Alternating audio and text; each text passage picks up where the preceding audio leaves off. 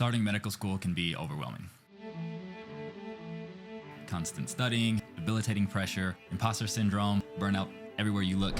The good news is, if you know these 4 things, you'll overcome all of these things and your journey throughout medical school will be a lot easier. If you're new here, my name is J.R. Smith and I'm an orthopedic surgery resident at the Mayo Clinic.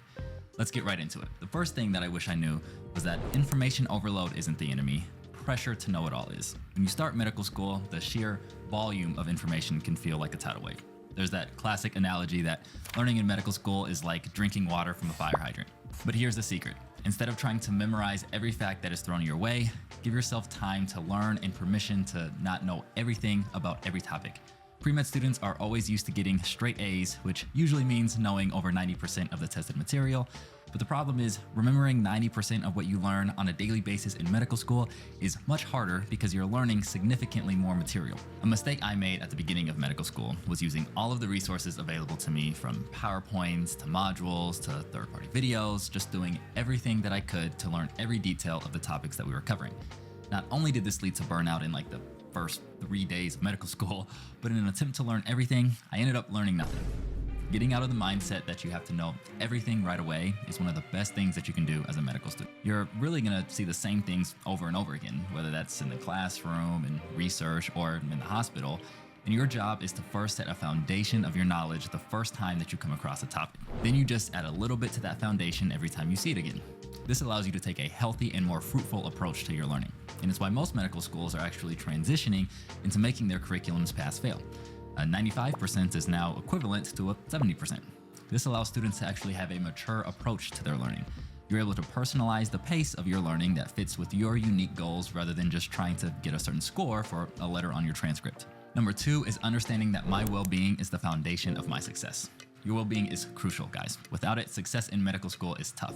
So prioritize your health.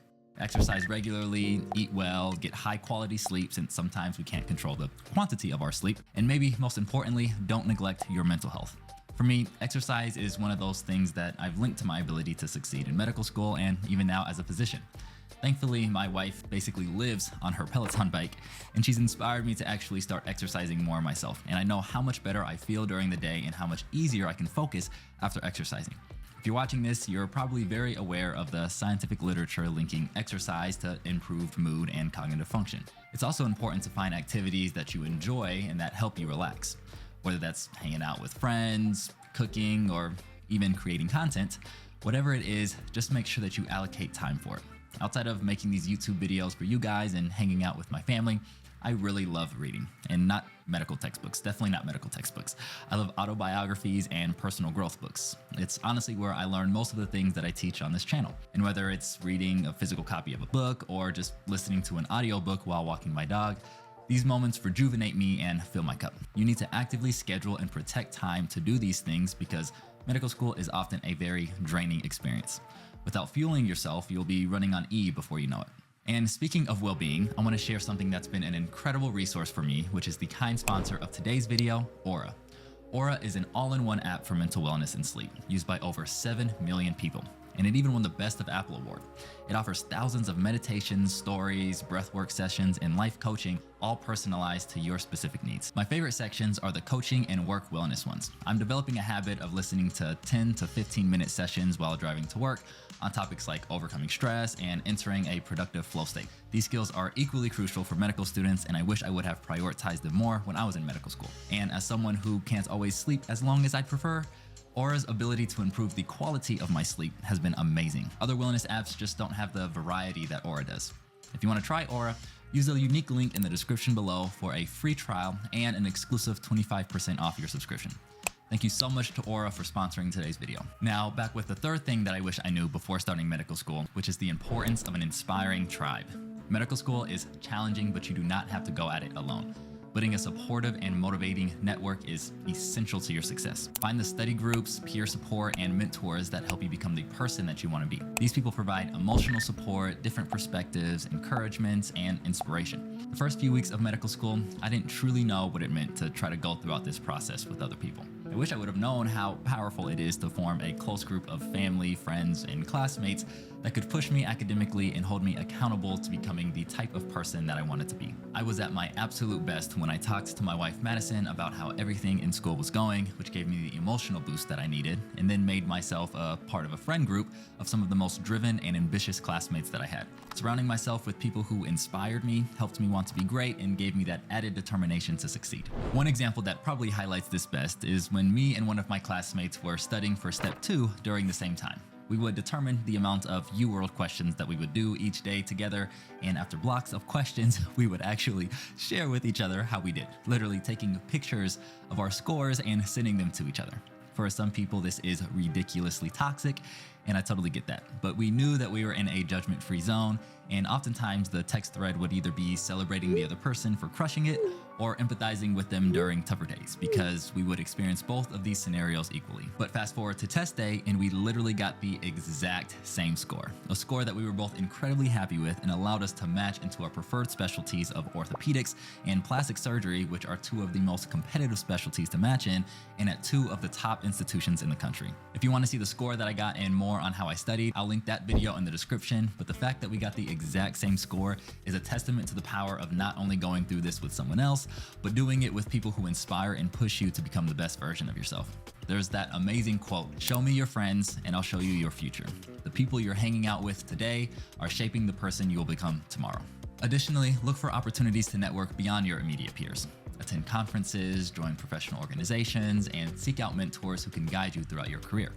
I didn't know just how important a strong network was until probably midway throughout my medical school career, and I would say that it has played the greatest role on my success so far, even more so than that Step 2 score. The residents and physicians that I met and stayed in touch with were some of the same people writing the letters of recommendation for me and advocating on my behalf during the residency application cycle.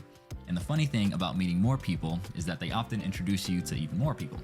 Networking is a compounding experience, so the earlier you start, the better. For example, the reason that I got into medicine was because I was inspired by my own orthopedic surgeon in North Carolina, where I went to college. Well, my personal doctor connected me with his colleague in Colorado, who I spent 2 years with working as a research assistant during my gap years. When I got into medical school at Mayo in Minnesota, my research mentor then connected me with one of his friends who was an orthopedic surgeon at Mayo. And this surgeon eventually introduced me to the rest of the department. And I've been diligent to stay in touch with all of these people, as well as the other mentors that I've developed relationships with across the country. Of course, doing well on your rotations, your step exams, and being productive with research are all important aspects of growing professionally in medical school. But I believe growing and developing a network of mentors is the most important. And if you're a pre-med or med student, you should definitely join my mentorship community, Teach As You Learn, where we have multiple opportunities for you to connect with other ambitious peers and people a few steps ahead who are passionate about mentorship. You can find more information in the description below. The final thing that I wish I knew before starting medical school is that adaptability is a skill worth mastering. For example, so many students come to medical school set on their study habits or hesitant to try new things. They say they've always been a textbook reading, notebook writing student all their life, and it's worked for them so far, so why change their study habits now? And you have a fair point. Maybe that is how you work best. But refusing to attempt other methods that are designed to improve your learning efficiency and ability to remember what you learn long term, which is ultimately the goal of learning in medical school, is, in my opinion, a decision made out of pride.